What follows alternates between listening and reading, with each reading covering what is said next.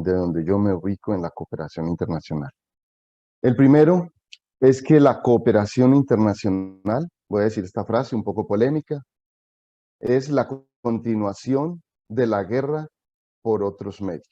Es decir, no existe ninguna cooperación internacional neutra y basada en principios simplemente de solidaridad.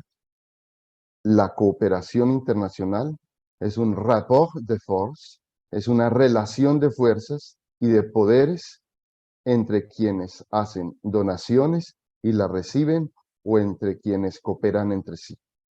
Eso es lo primero que quiero decir. Detrás de la cooperación internacional están los juegos y los intereses nacionales de países, están los intereses de grandes organizaciones privadas, ya sea con lucro o sin ánimo de lucro, y que detrás de todo eso están los diversos modelos de desarrollo. ¿Cómo entienden el desarrollo y cuáles son las diferentes miradas o enfoques del desarrollo? Eso es lo primero que quiero decirles para partir de un elemento, digamos así, de polémico, que la cooperación internacional no es solo aprender a hacer proyectos con planeación, con procesos de indicadores y seguimiento y con evaluación. Esa es, digamos, una metodología, pero detrás de la cooperación hay todo un juego de relaciones de poder, culturales, políticas, que están en juego. Y eso es muy importante que lo sepamos.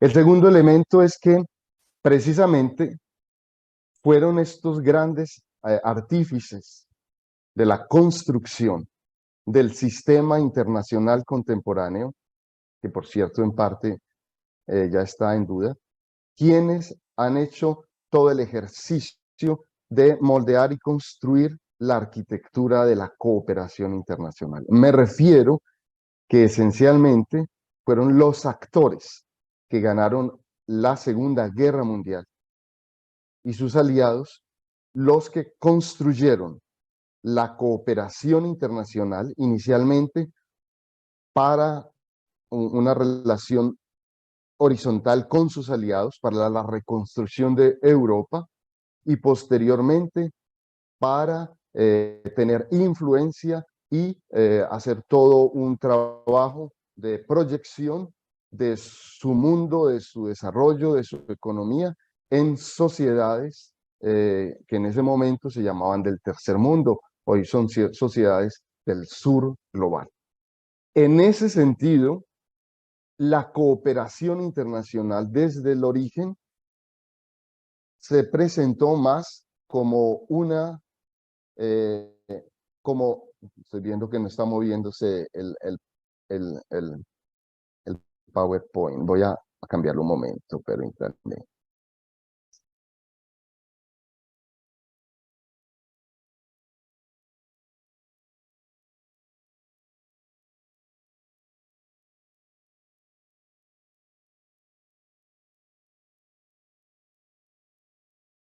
En ese sentido, los países llamados en aquel momento del tercer mundo, hoy el sur global, han comprendido y todavía comprenden la cooperación internacional solo de manera vertical y como forma de recibir de forma pasiva dineros o ayudas técnicas para financiar proyectos de desarrollo locales, regionales, nacionales o comunitarios. Ese es el segundo elemento. Todavía ese elemento de la cooperación internacional solamente siendo actores pasivos, el sur global, es decir, los países como Colombia, entienden la cooperación solo como asistencialismo, buscan solo donaciones económicas y son solo receptores. Eso todavía podría yo llamarlo que en cooperación internacional está por ahí el 80%. En ese sentido, se mantiene la relación norte-sur, dominados-dominantes, que se hace de otros medios, a través de financiamiento, a través de elementos técnicos o a través de ayudas humanitarias. Eso es, lo estoy diciendo para que no seamos inocentes, inocentes en el campo de la cooperación internacional. El tercer elemento es que a partir de los años 70, 80 y especialmente 90, con la llegada del mundo de la virtualidad y de la era de la informática y de la llegada de las identidades locales, del poder de los gobiernos locales, del protagonismo de los influencers, de la sociedad civil, de la política exterior pública, es decir, en donde los actores de la sociedad civil interfieren, y sobre todo cuando hoy se ha disminuido el papel del rol del Estado-nación, que ya no ocupa el papel central ya no es de un solo actor como se venía dando antes de los 90, sino que hoy están las naciones, la sociedad civil, las grandes multinacionales, en fin, y toda la diversidad de la sociedad civil. En ese sentido, lo local, escúchenme, es decir, los gobiernos municipales, las identidades, es decir, los grupos de identidades culturales, sexuales, de minorías o de víctimas, adquieren un rol protagónico. Y en ese tercer comentario lo que les quiero decir es que lo local, ya sean las alcaldías, las gobernaciones, no sé de qué parte del país, de otros países nos ven, los gobiernos locales, o los grupos, ONGs, o grupos comunitarios, o grupos sociales, o grupos de víctimas, pueden hoy hacer cooperación internacional directamente con las instituciones internacionales, con actores internacionales, sin necesidad de la mediación del Estado nacional. Esa es una cosa muy importante. Hoy las localidades se convierten en aldeas globales que pueden entrar en relación directa con lo global y lo internacional y viceversa, trastocando los límites de los estados-naciones.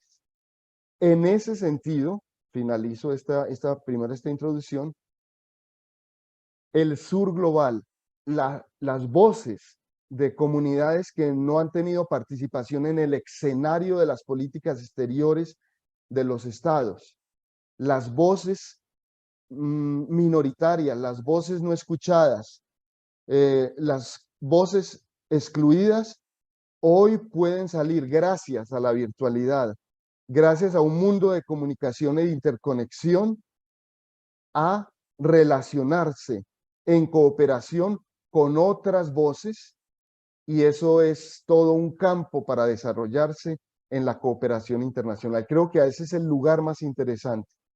¿Cómo hacer que las sociedades, los grupos, las comunidades que tienen unas voces distintas, disímiles, que tienen unos intereses diferentes a los intereses nacionales o de las grandes multinacionales o incluso del sistema internacional, pueden entrar a cooperar entre ellas y crear grandes estatutos de cuidado, de protección, de ayuda entre sí? Ese es el reto de la cooperación internacional, esa relación de lo local y de las relaciones del sur-sur. Entonces, en ese sentido, voy a hacer mi presentación. Por eso he hecho la introducción, para que me entiendan este lenguaje que voy a insinuar. Entonces, lo primero que quiero decir es que en ese escenario, los actores de la cooperación internacional son muchos. Son los países entre ellos, son los estados subnacionales, es decir, los gobiernos locales con los sistemas internacionales, es la sociedad civil que busca a través de la mediación del Estado relacionarse con esas identidades, o es todo el universo de cooperación internacional que no depende de los países ni del sistema internacional, que ese podríamos decir que es un sistema de articulación de la sociedad civil. Vamos entonces a ir hablando un poco de las clases de cooperación.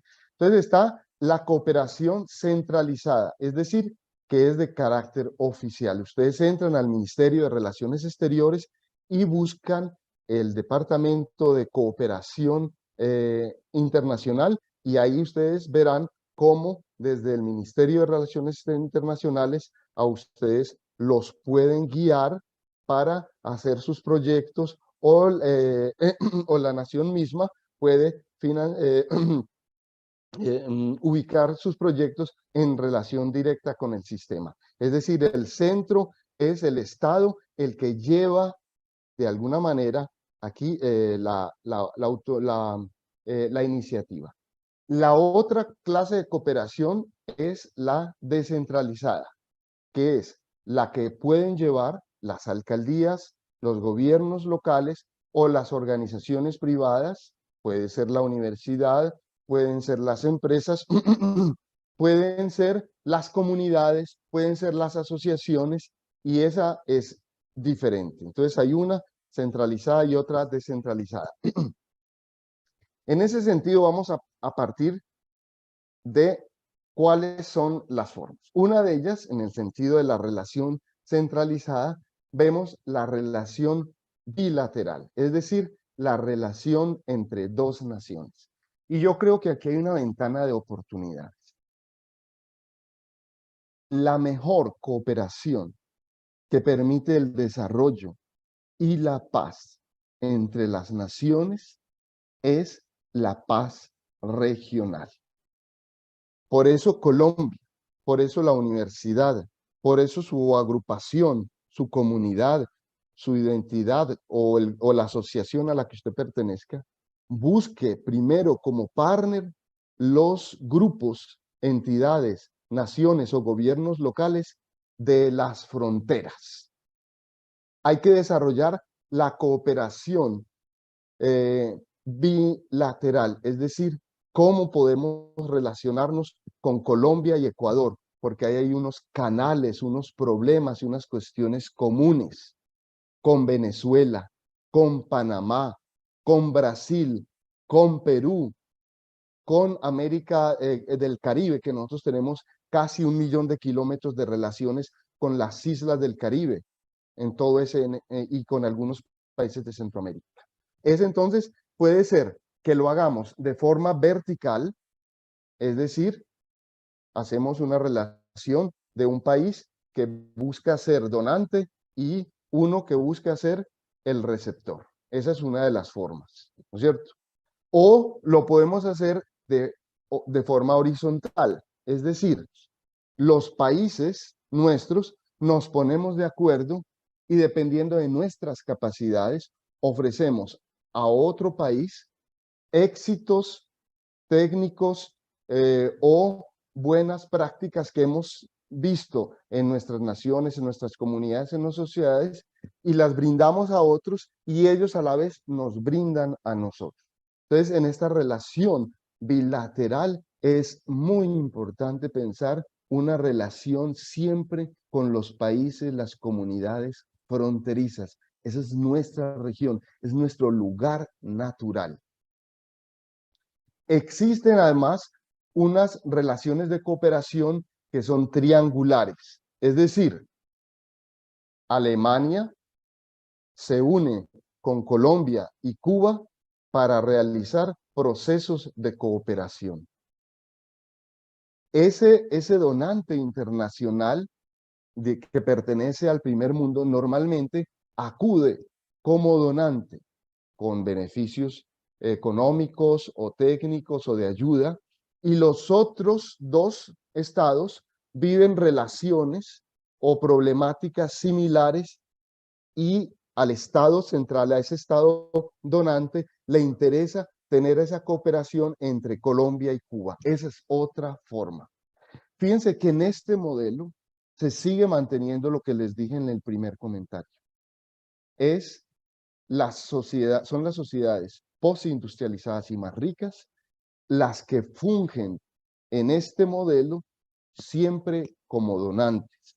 no solo técnicos, sino donantes del modelo de desarrollo, de sus capacidades, de sus empresas, también de sus intereses.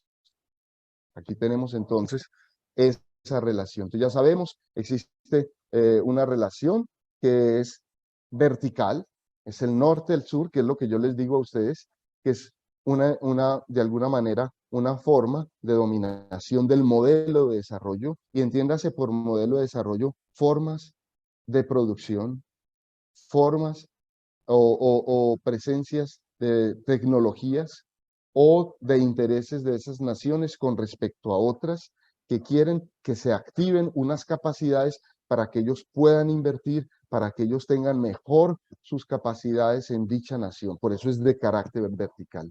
Hay otra que es triangular, que es un país desarrollado con dos países en vías de desarrollo. Y hay otra que es la de cooperación sur-sur, que son países en desarrollo que se relacionan entre ellas de una manera horizontal. Hay otra forma entonces que no es a través de los países, de las naciones, sino de los estados, de las organizaciones institucionales subnacionales. Es decir, lo que yo les decía de los gobiernos locales. En todo el mundo, los gobiernos locales son las células de las grandes instituciones y organizaciones nacionales. Las alcaldías o las presidencias locales o los gobiernos locales o los gobiernos regionales hoy en día adquieren mucho poder. Lo local, lo regional, se establece una relación directa con las grandes agendas internacionales o directamente con las naciones o las grandes organizaciones no gubernamentales. En ese sentido, una de las capacidades que puede desarrollar nuestra universidad, como vamos en tiempo, se acabó. Una de las capacidades que puede desarrollar mucho nuestra universidad u otras organizaciones que me estén escuchando es cómo ayudar para que los gobiernos locales construyan las capacidades para la cooperación internacional. He ahí un servicio que le podríamos prestar precisamente a nuestro departamento, porque si vamos a instaurar o organizar un gran centro de cooperación internacional, tiene que ser no solamente pensando en cómo la Universidad de Antioquia va a encontrar otros centros una nueva caja de financiamiento de la universidad, sino cómo vamos a potenciar las capacidades de nuestros alcaldes, de nuestros concejales, de las instituciones locales para que ellas entren en relación sur-sur con otros iguales o con todo el sistema internacional e interactúen de tú a tú. Otra de las formas es que ellos, entonces, hoy en día, por ejemplo, la ASI hace esa forma directa. El municipio busca directamente cooperación internacional o de forma indirecta a través de relaciones con actores de la sociedad civil, ¿no es cierto? Que son los actores de la sociedad civil de ese municipio, de esa región, que realizan o buscan esa cooperación. Miren, hoy hay muchas fuentes de cooperación que son de la sociedad civil, que son de fundaciones, de religiones, de organizaciones ecológicas. Lo local tiene ahí es una malla inmensa, solo que es una malla que es que es tan llena es micro, de micropoder. No es fácil establecer todo una, digamos así, como un, un índice de todo aquello, pero hay una gran capacidad en el campo de la sociedad civil. Y por supuesto, existe la cooperación no oficial, que la realizan organizaciones privadas con fines de lucro o sin fines de lucro. Si ustedes ponen en el Google cooperación internacional del sector privado, les aparece. Suiza, por ejemplo, busca desarrollar mucho esa parte. Entonces, para que vean todos los actores que están, rápidamente, la cooperación puede ser técnica, financiera, cultural, mire, eso no lo hemos desarrollado mucho.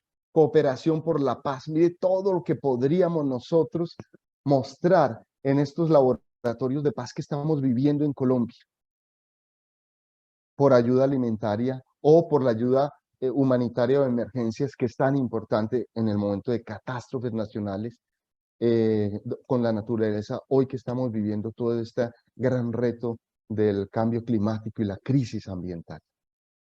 Y aquí aparecen pues las diferentes que no las voy a comentar. Cooperación técnica entre países socios, eso lo hacen mucho la Unión Europea. Por eso también la cooperación en el sentido de la Universidad de Antioquia, que es de compromiso social, que puede tener mucha relación con los países latinoamericanos o del sur global, podría ser una forma de buscar una nueva y distinta integración latinoamericana. Esa cooperación entre países socios, por ejemplo, lo estamos viendo hoy con la OTAN. La OTAN hoy es un canalizador de cooperación militar y técnica con sus socios para crear unas capacidades de defensa. Eso es a nivel, pues, lo máximo. Pero nosotros tenemos que pensar en América Latina o en los departamentos o en las regiones, cómo crear una cooperación técnica entre nuestros departamentos para poder entrar con jugadores internacionales o, por ejemplo, con otras universidades públicas. Nosotros tenemos una especie de, a veces, de vivir en nuestro mundo solamente, en el único mundo, el de la Antioquia y punto. Qué interesante salía es cómo hacer la cooperación técnica con otras universidades y establecer en grupos, juntos. Es un reto, es más difícil un poco, pero nos podemos acostumbrar a ese trabajo cooperativo. En ese sentido, el nuevo paradigma de la cooperación internacional es la cooperación descentralizada. Y la razón es muy simple. Los estados nacionales, tal como juegan jugadores hasta los años 90, que eran los lugares más importantes y que todo pasaba por los estados, hoy son un actor más dentro de la gobernanza global. El poder de la sociedad civil, de los investigadores, a eso lo llaman la mm, diplomacia científica, tiene un poder inmenso, el poder del conocimiento, el poder de las culturas étnicas, de lo territorial. Pero para eso hay que tener esa capacidad como una capacidad clara, que es nuestra fuerza, es nuestra riqueza. Y no solamente para ir a que nos financien los procesos, no solamente ir a pedir la limosna, que es lo que a mí me parece que tenemos que siempre estar cuestionando, sino cómo vamos a aportar, cómo vamos a ser cooperantes donantes, no solamente receptores pasivos pidiendo limosna. Esa es mi invitación, a repensarnos una cooperación mucho más distinta, estratégica, mucho más entre iguales y sobre todo que tengamos la capacidad de mostrar las capacidades que tenemos como institución, como departamento, como nación, como grupo, y que nos pongamos en comunicación con los otros. ¿Sí? Entonces ya los estados no dominan en la esfera de la cooperación, sino que la modalidad es muy, muy amplia. Y voy a finalizar un poco con esto para que nos vamos un poco a las preguntas y al debate. Detrás del modelo de cooperación internacional clásica está el modelo de crecimiento económico, que por cierto en nuestra universidad está al orden del día ese modelo del crecimiento económico, una universidad pública. Ahí tenemos nosotros que cuestionarnos también. A veces parecemos jugadores más parecidos a los jugadores privados que a los públicos. Tenemos que pasar de ese modelo del crecimiento económico al modelo del desarrollo humano. Y ahí tenemos todo el potencial. Los americanos, los europeos, las personas que vienen a nuestro contexto, cuando vienen es porque consideran que nuestro modus vivendi, nuestro ethos, nuestra geografía, nuestra forma de ver el mundo es lo interesante y lo que podemos aportar. No solo podemos en esta competición mundial buscar que nuestro país se parezca a los países desarrollados, y entonces todo lo hacemos calcado, sino cómo hacer ese diálogo con ese, digamos así, esa competencia universal desde nuestras características propias. Y el desarrollo humano, pues sería vital ese cambio en esto. Entonces, tenemos que pasar de que detrás de la cooperación internacional hay unas recetas importadas que las estamos repitiendo conscientes o inconscientemente a un modelo diferente de desarrollo. Fíjense que con el proceso de paz nosotros tenemos un nuevo vocabulario que podemos de manera muy estratégica, voy a decir la palabra, potenciar en el mundo, y voy a decir vender al mundo. Hoy hablamos nosotros de reforma rural integral, hablamos de enfoque de género, hablamos de enfoque diferencial étnico, hablamos de enfoque territorial. Esas son cosas que nosotros hemos ido produciendo, y de ahí podemos establecer una nueva forma de poder. Entonces, los gobiernos centrales siguen con un poder, pero los gobiernos locales y sobre todo, ustedes y yo, la sociedad civil, cualquier lugar en donde ustedes hoy tienen una presencia internacional muy importante. Voy a dejar así y conversamos un poco. Qué maravilla escucharte, Carlos. Muchísimas gracias. Ya puedes dejar de compartir pantalla. Nos das unas ideas muy interesantes para conversar y para discutir en la sesión de hoy. Justamente nos hablaste en primer lugar de tres perspectivas que querías proponer. La cooperación internacional es de alguna forma también la continuación de la guerra por otros medios, en el sentido de que siempre hay relaciones de poder involucradas en los procesos de cooperación internacional. Nos hablabas de los rapports de force, las relaciones de fuerza que siempre existen entre los actores y que no siempre hay solamente una solidaridad desnuda, por llamarlo así, sino que en efecto siempre hay intereses detrás en todos los actores que participamos de la cooperación, tanto los externos como los internos, y de alguna manera es también muy interesante reconocer que entre esos intereses también está el compromiso que tienen cada uno de esos actores por sus propios enfoques y modelos de desarrollo. De alguna manera, todo el conjunto de donantes, al tiempo que genera cooperación internacional y que entrega recursos, está de muchas formas exportando sus modelos de desarrollo, y eso nos ayuda muchísimo a entender las diferencias de los patrones de cooperación que existen entre Estados Unidos, los países europeos y China, para poner algunos ejemplos.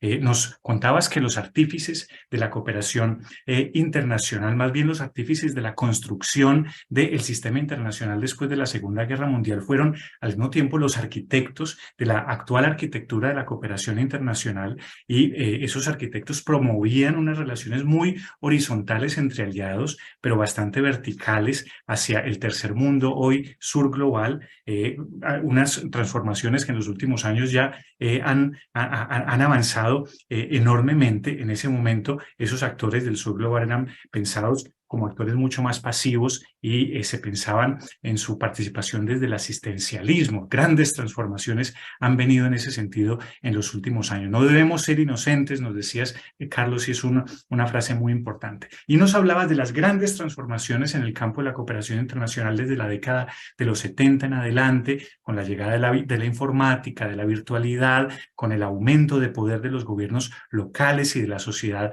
civil. Y de esa manera, entonces, actores distintos a los estados nacionales empiezan a ser los verdaderos protagonistas hoy de la cooperación internacional. Y es clave lo que nos has dicho, Carlos, en el sentido de cómo hemos organizado la agenda de este curso hacia las próximas sesiones, porque justamente en muchas de las próximas sesiones hablaremos en detalle de algunos de estos actores. Entonces, nos cuentas que lo local y las identidades adquieren un rol protagónico, y que definitivamente hoy, más que nunca, nunca no necesitamos de esa mediación del gobierno central para hacer cooperación internacional. Muchas veces es útil, pero no siempre es necesaria, y eso le da pie a que muchas voces que han sido excluidas en el pasado hoy sí tengan lugar. Nos construyes una tipología muy interesante de las formas de cooperación internacional que existe: centralizada, descentralizada, vertical, horizontal, norte-sur, sur-sur, bilateral, multilateral, triangular, directa e indirecta, oficial y no oficial. Es muy importante que tengamos esa tipología en mente cuando estemos trabajando en la materia. También, por último, es muy importante, gracias a este énfasis que nos has dado en esos actores que participan desde la base, que de hecho cuando queremos construir capacidades, y también cuando universidades e instituciones como la nuestra quieren ayudar a construir esas capacidades, no lo debemos hacer únicamente desde los gobiernos nacionales, sino desde la base, y desde la base social, desde los pequeños actores, la pequeña organización en cada municipio, en cada ciudad, y desde los diferentes gobiernos locales. Nos dices, los estados son un actor más. Debemos pensar en no importar las recetas que nos vienen de afuera, sino ser partícipes críticos y activos en el campo de la cooperación internacional, que no solamente tenemos por recibir, sino también mucho por aportar. Carlos, una maravilla de presentación. Muchísimas gracias. Le cedemos la palabra a Juan Fernando Rivera, quien nos va a hacer la moderación de las preguntas. Muchas gracias, profesor Carlos, profesor Juan. Excelente presentación. Creo que se parte de una crítica y un análisis de las miradas políticas y la geopolítica. Digamos que tenemos varias preguntas. Hemos tratado pues como organizar algunas, porque es parte pues como de la dinámica del curso. Aquí nos hablan, profe, mucho de cómo regular esos intereses de quienes entregan los recursos. Creo que valdría la pena también, digamos, profundizar un poco en que cuando hablamos de recursos, no estamos hablando solamente de recursos económicos. Hay diferentes, dentro de las modalidades y los tipos de cooperación, los recursos no necesariamente son recursos económicos. La sesión anterior, la profesora Sandra nos hablaba un poco de los 5 principios de la eficacia de la ayuda al desarrollo de la Declaración de París en el foro de alto nivel que se esgrimieron. Pero entonces, ¿cómo hacer, profe, esos procesos para que quien está generando o entregando esos recursos, cuando actuamos como demandantes, y eso hay que tenerlo claro? Llevamos 3 sesiones donde siempre hablamos de que el rol de la cooperación es dual, tanto se puede ser demandante como oferente, y la invitación es a pensar también como oferente. Cuando estamos en el rol de demandantes, ¿cómo regular esos intereses de quien está entregando esos recursos, de los diferentes recursos que se estén demandando? Bueno, la sugerencia que yo tengo es que nosotros no seamos hagamos como una cacería con nuestros equipos técnicos y nos lancemos a buscar dónde hay convocatorias como locos, y disculpen la palabra tan coloquial. Y entonces, ay, aquí hay plata, y entonces ve, manda esto, mandate, mete esto. Así no se puede colocar ninguna relación de igualdad.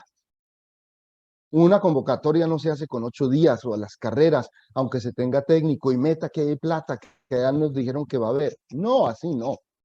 Una cooperación parte de que aunque haya una oferta, haya una conversación directa con el donante. Y que hablemos, y que nosotros pongamos también relaciones, por no decir condiciones, pero sí pongamos nuestros puntos de vista, nuestros intereses, y que tengamos la capacidad de decir, vea, en esa esfera en donde usted está proponiendo no vamos a concursar. Ustedes me dirán, pues es que por eso es que no podemos concursar, porque entonces no aceptamos todos los ítems. He ahí la trampa. No caigamos en la trampa. Tengamos unos nuevos buscadores de proyectos que tengan que ver con nuestros intereses, que tengan que ver con nuestras necesidades, con nuestro contexto. Esa es como mi sugerencia. Muchísimas gracias, profe. Digamos que eso en términos coloquiales es aquel famoso dicho de el que no sabe para dónde va cualquier bus le sirve, ¿cierto? Es decir, si no tenemos claro cuál es digamos, ese actor con el cual yo quiero intercambiar, ya sea conocimiento, ya sea recursos, ya sean otras acciones, si no es la temática, si el actor internacional de pronto no tiene interés en el país donde yo estoy, si el actor internacional no maneja la temática que yo estoy ofertando o que estoy demandando, digamos, es también tener como claridad al respecto. Hay una pregunta que nos dicen si la cooperación, y me parece bastante interesante porque, como les decía, en ese juego la crítica de la política y de la geopolítica, si la cooperación internacional es una forma de continuidad de la guerra, la cooperación internacional al desarrollo o la horizontal o la descentralizada, al desarrollo no, perdón, la cooperación internacional descentralizada es entonces un nuevo modelo de dominación. Es una pregunta bastante interesante. Sí, Una pequeña interrupción para recordarle a los participantes que en YouTube, en la parte superior del chat, ya se activó el formulario de asistencia para que los llenen, y así unos segunditos más para pensar la pregunta. bueno, nuevas formas de dominación siempre tenemos. Lo importante es que pensemos en términos, voy a colocar aquí bourdianos. Bourdiano es Pierre Bourdieu, es un sociólogo que yo a veces sigo, a veces. Y él dice que lo que nosotros tenemos que hacer es la creación de un mapa de poder, el campo de poder. En el campo del poder, digamos aquí, de la cooperación, hay unos actores que ya están ubicados por muchas capacidades que tienen, por ser históricos, por ser dominantes, y que juegan ese rol de dominar. Pero dice Pierre Bourdieu, en ese campo siempre hay otros que están luchando por ubicarse estratégicamente dentro de ese campo de poder. Cuando decimos que lo local, que las redes, cuando decimos que las relaciones entre sur y sur deben fortalecerse, es porque en la medida en que se establecen esas articulaciones, nosotros podemos ser, o ellos pueden ser más fuertes en el diálogo con esos actores dominantes del campo de la cooperación internacional. Entonces, he ahí el reto. En ese sentido, no es que sea el nuevo actor dominante, sino que cada vez se está volviendo un actor que entra a luchar en ese juego las relaciones de poder. Y eso está bien, porque es entrar a mostrarse y entrar a decir que los únicos actores no son los actores que deciden aparentemente en la escena internacional todo. Y que hay un mundo diferente al de las grandes empresas internacionales, al de las grandes naciones, al de los grandes periódicos internacionales, que hay toda una red, solo que tenemos que intentar articular. La cooperación podría tener como un servicio la articulación en los diferentes actores y sus intereses para ser más fuertes a la hora de presentar proyectos, no solo de financiamiento o de asesoría técnica o de lo que quieran hacer, sino cómo juntos podemos ofrecer a otros lo que estamos haciendo.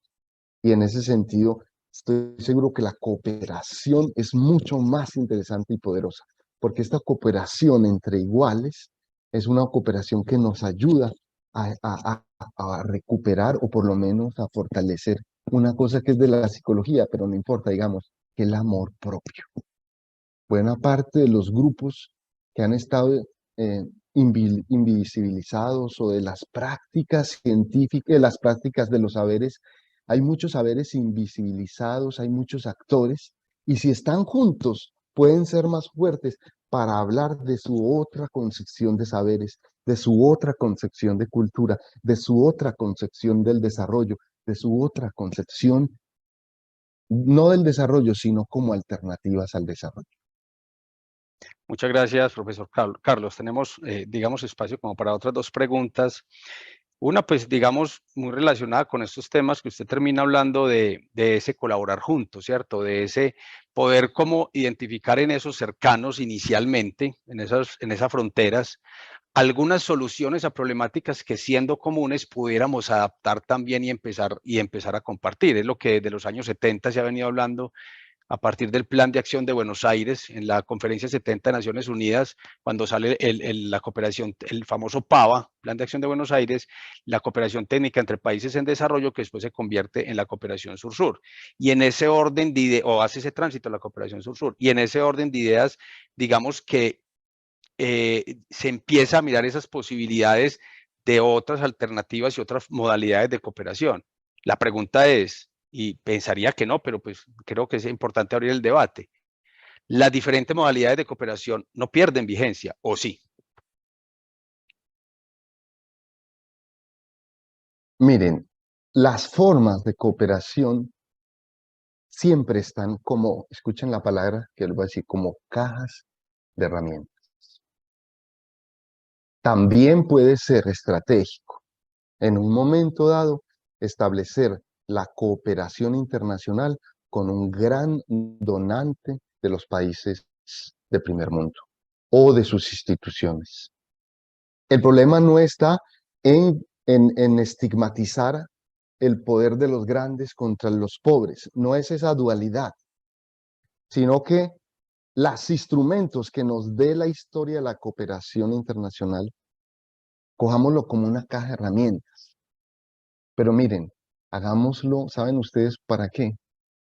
Para que nuestros proyectos, los que construimos con nuestras comunidades, con nuestras necesidades, con nuestras geografías, cuando salga a buscar cualquiera de esas cooperaciones, incluyendo pues con los dominantes, pues, no es la palabra, pero con los actores centrales, sepamos qué queremos y cuáles son las condiciones para aceptar esa cooperación. En ese sentido, pues los invito a que cojamos todas las cajas de herramientas y sobre todo, intentemos construir nuevas cajas de herramientas desde nuestra riqueza maravillosa que hemos construido, nuestros saberes, nuestras localidades, nuestras perspectivas y nuestras formas de comprender la relación entre la naturaleza, la técnica y la cultura. Perfecto, profesor Carlos. Nos hablan un poco del modelo de desarrollo. Digamos que cuando se habla de la cooperación tradicional, y hablamos la sesión pasada un poco de ese plan Marshall, que era ese plan para la reconstrucción de Europa, que digamos es de esos primeros avisos o de esas primeras muestras de cooperación, cuando Estados Unidos destina una cifra importante en su momento para la reconstrucción de la Europa destruida por la posguerra, donde obviamente eso condicionaba que ese recurso le generara una imposición de un modelo de desarrollo que hoy en día se podría pensar está muy asociado porque, digamos, esa relación tan estrecha y tan fuerte que se da entre Estados Unidos y Europa, que genera también esa consolidación, la creación de la OTAN, etcétera, como organismo pues, o fuerza militar, además de ese Tratado Atlántico Norte. Y nos preguntan entonces cómo poder limitar un poco que el donante imponga su modelo de desarrollo. Creo que en parte lo que se ha venido haciendo en los últimos años desde el 2000, los objetivos de desarrollo del milenio, los objetivos de desarrollo sostenible, que si bien pueden tener algunas críticas, son de una u otra forma una agenda de acción y de desarrollo global, pero ¿cómo podemos impedir, entre comillas, o negociar o establecer que ese donante no nos imponga su modelo de desarrollo? Es a través del intercambio de modelos de desarrollo. Lo digo por esto, porque es que Colombia es un encuentro de culturas, de historias y también de modelos de desarrollo. Aquí el reto es cómo nuestro país, porque ellos ya tienen un modelo definido y todo funciona a partir de ese modelo. Nosotros no, nosotros hemos ido a copiar siempre a otros un modelo y esa ha sido nuestra pobreza. El problema es que nosotros no nos hemos preguntado cómo coger esa caja de herramientas que tenemos,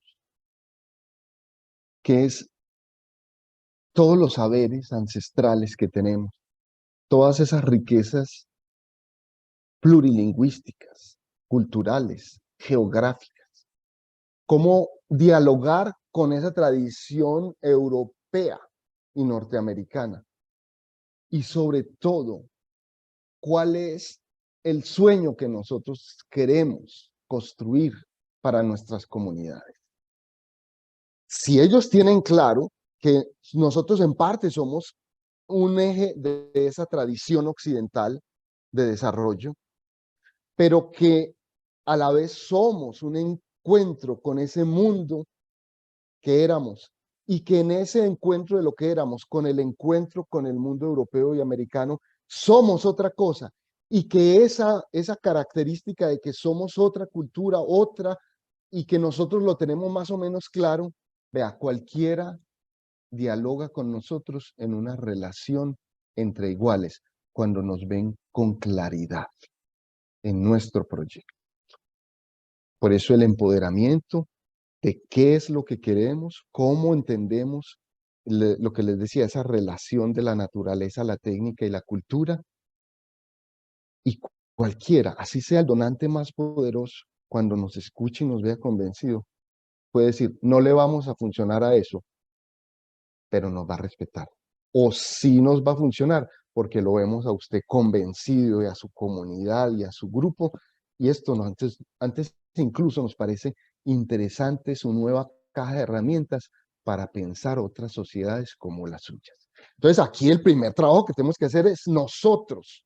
¿Qué es lo que nosotros queremos construir como alternativas al desarrollo en ese gran reto que usted llama la Agenda 2030, pero es la agenda propia también, la agenda de la paz, la agenda de la inequidad, la agenda propia, ¿no? La agenda de la tolerancia entre nosotros. Nosotros tenemos una capacidad de intolerancia. Esa es la primera, tiene que ser la agenda central de nuestros proyectos, de la ciencia, de la ingeniería, de la botánica, de la economía. No creer que esa es una agenda menor, que también hay un problema sobre la cooperación internacional. Se piensan que las agendas culturales, las agendas simbólicas, las agendas de las identidades, las agendas locales son agendas menores.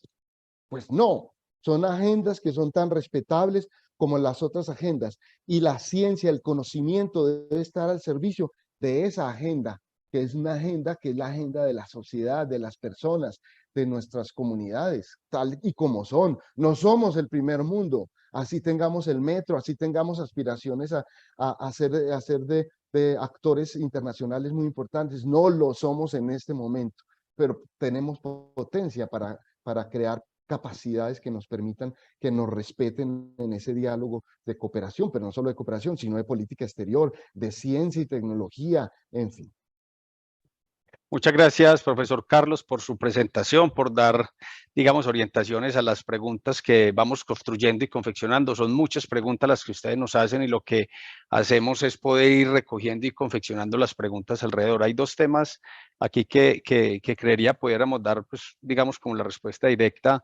La gente nos pregunta mucho sobre dónde buscar y poder acceder a esas convocatorias. Repetimos un poco la frase coloquial de lo primero que hay que saber es para dónde vamos, para saber qué bus vamos a tomar, ¿cierto? Y creo que algunas de las opciones podría ser buscar los diferentes bancos de desarrollo que existen a nivel multilateral, pues también y regional, las agencias de cooperación internacional de los países, en nuestro caso la APC Colombia, las agencias de cooperación locales, la ASI Medellín, por ejemplo, también a través de ellos se difunden diferentes convocatorias, los organismos multilaterales y las agencias de las Naciones Unidas también constantemente están difundiendo convocatorias relacionadas, pues, para buscar procesos y proyectos de cooperación internacional, los aliados específicos que tengamos en los temas. Si una ONG que trabaja temas de paz, hay aliados que ya conoce y que sabe que trabajan estas temáticas o la han trabajado, y a veces en temáticas como la paz inclusive pudiéramos ser más oferentes que demandantes, teniendo en cuenta además esa dinámica que hemos tenido en temas de alimentación y nutrición. Desafortunadamente es un país que ha tenido unas altas tasas de desnutrición y ha tenido que desarrollar estrategias. También pudiéramos ser más oferentes, inclusive de cómo hemos afrontado esa situación. Entonces yo creo que es importante, pues, también como que las personas es ir ubicando estos actores en los cuales buscar las convocatorias. Por un lado, un segundo tema, ya como para ir cerrando, nos hablan de los procesos de formación y las asesorías, que si damos asesorías directas.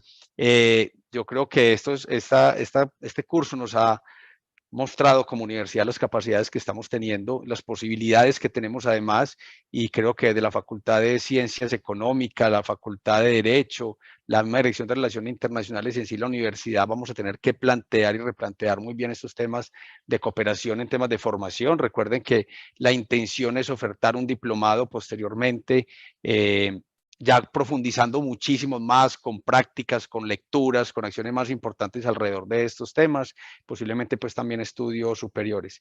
Y profesor Juan Fernando Palacio nos hablan un poco, nos invitan en uno de los comentarios que por qué no se crea como una comunidad de diálogo o de práctica al respecto. Creo que para todas las personas que están acá pudiera ser interesante de pronto también pensar en esa posibilidad.